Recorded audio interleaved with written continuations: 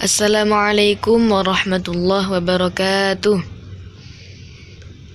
Gimana kabarnya anak-anak? Semoga semuanya sehat ya, amin. Kali ini kita akan belajar pelajaran Al-Quran Hadis. Pertama, marilah kita berdoa terlebih dahulu. Semoga pelajaran yang akan kita pelajari hari ini bisa kita fahami dan menjadi ilmu yang manfaat barokah. Amin Allahumma amin. Mari kita berdoa bersama. A'udzu billahi minasy syaithanir rajim.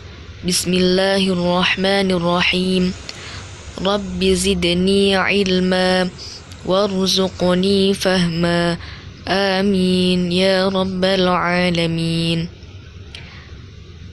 Langsung kita mulai pelajaran kali ini adalah materi tentang berpedoman kepada Al-Quran dan Hadis. Sebelum kita membahas tentang bagaimana cara berpedoman kepada Al-Quran dan Hadis, marilah terlebih dahulu kita pelajari mengenai pengertian Al-Quran dan pengertian Hadis. Al-Quran terdiri dari 30 juz, yang mana di dalamnya terdapat 114 surat dan memiliki 6.666 ayat. Tetapi ada pula ulama yang berpendapat bahwa terdapat 6.236 ayat di dalamnya. Al-Quran berasal dari bahasa Arab, yakni dari lafadz qara'a yaqra'u Qur'anan, yang berarti bacaan. Secara istilah, Al-Quran merupakan kalam Allah Subhanahu wa Ta'ala yang diturunkan kepada Nabi Muhammad SAW, yang ditulis dalam satu mushaf yang disampaikan secara mutawatir atau berturut-turut. Kemudian, bagi orang yang membacanya akan mendapatkan pahala karena membaca Al-Quran adalah ibadah.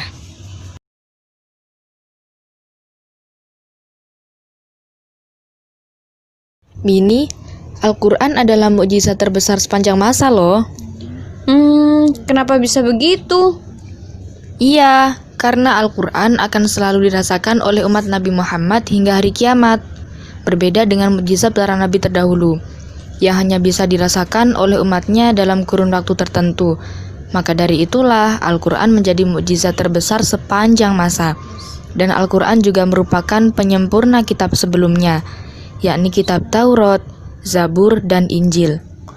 Oh, begitu ya. Ngomong-ngomong, mukjizat itu apa sih? Hehehe. Kenapa nggak bilang dari tadi kalau nggak tahu? Hehehe, maaf. Jadi, mukjizat adalah sesuatu yang luar biasa yang diberikan oleh Allah kepada nabinya sebagai bukti kenabian mereka. Selanjutnya adalah fungsi dari Al-Quran bagi kehidupan manusia.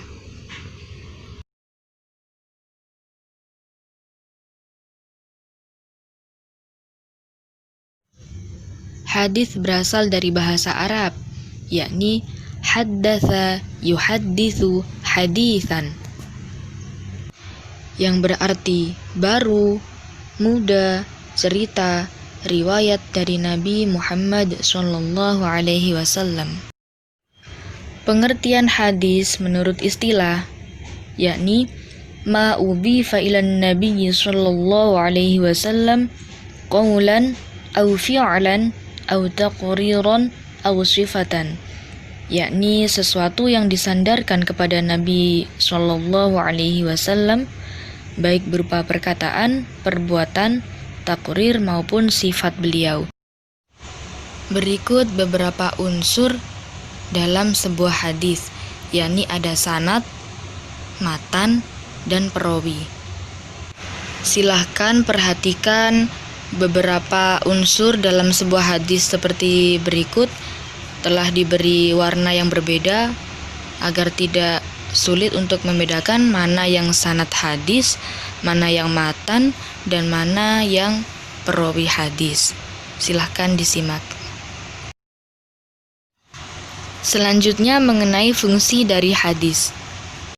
Inilah fungsi hadis, yakni mengukuhkan hukum yang telah ada dalam Al-Quran, menafsirkan ayat yang masih global atau masih umum, kemudian membatasi keumuman dalam Al-Quran, dan menetapkan hukum yang belum disebut dalam Al-Quran.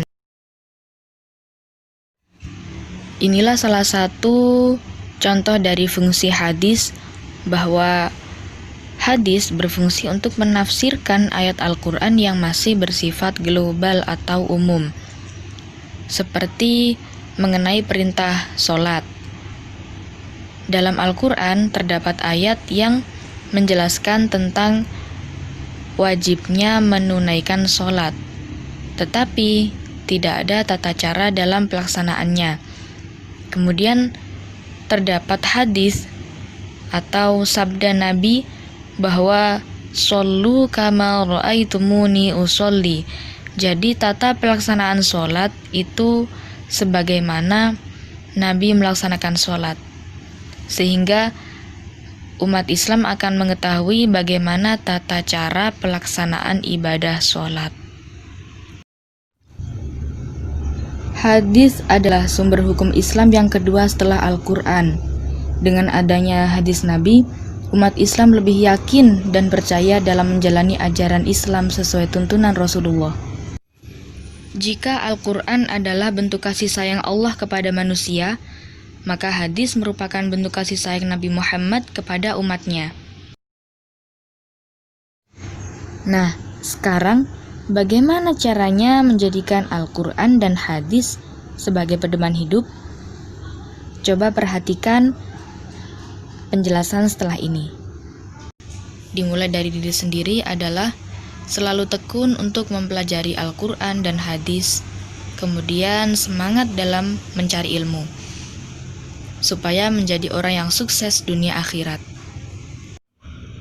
Dari lingkungan keluarga bisa dimulai dengan cara selalu mengajak kepada kebaikan, selalu mengajak berperilaku baik sesuai dengan Al-Quran dan hadis, dan menjadikannya solusi ketika ada permasalahan yang terjadi. Seorang muslim yang berpedoman kepada Al-Quran dan hadis tentu tidak mudah menyakiti orang lain, karena dia memiliki prinsip bahwa menghargai seseorang itu penting. Dan memang Islam pun mengajarkan bahwa tidak boleh membuat hati orang lain menjadi resah karena ucapan ataupun perbuatan yang kita lakukan. Pada poin terakhir, dapat kita pahami bahwa prinsip cinta tanah air adalah salah satu cara berpedoman kepada Al-Quran dan hadis. Sebab Al-Quran pun menjelaskan bahwa sebagai warga negara yang baik, harus ikut menjaga persatuan dan kesatuan negaranya. Demikian pelajaran hari ini, semoga bermanfaat. Tetap semangat belajar Al-Quran dan hadis ya. Jangan lupa untuk selalu mengamalkan Al-Quran dan hadis dalam kehidupan sehari-hari. Sekian dari saya. Wassalamualaikum warahmatullahi wabarakatuh.